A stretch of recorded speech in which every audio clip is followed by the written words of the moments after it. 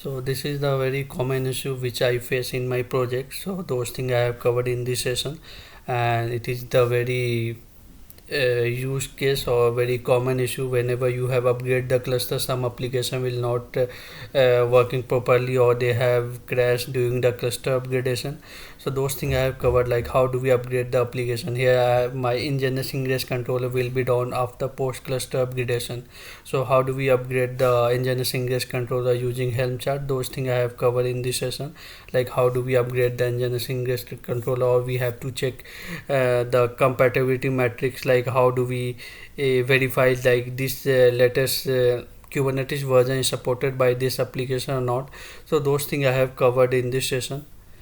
Okay, so it will be more helpful for the person who are new in this in this technology, or they will, or they also face the issue during the cluster upgradation. So it will be more helpful, like how do we upgrade the Nginx ingress controller using Helm chart, and how do we check the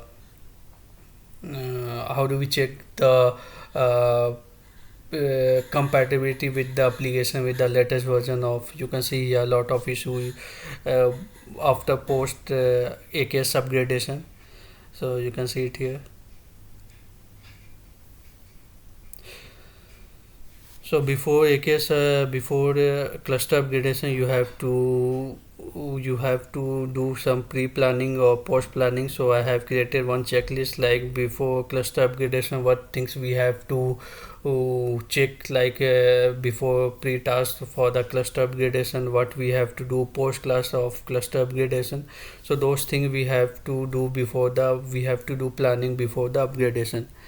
So yeah, so I have created the complete series about the cluster upgradation, like uh, what all the case scenario, what all the troubleshooting we have to do during the cluster upgradation, and those things I have covered in this series. So you have to, if you get more details, so you can ping me here. Thanks for watching.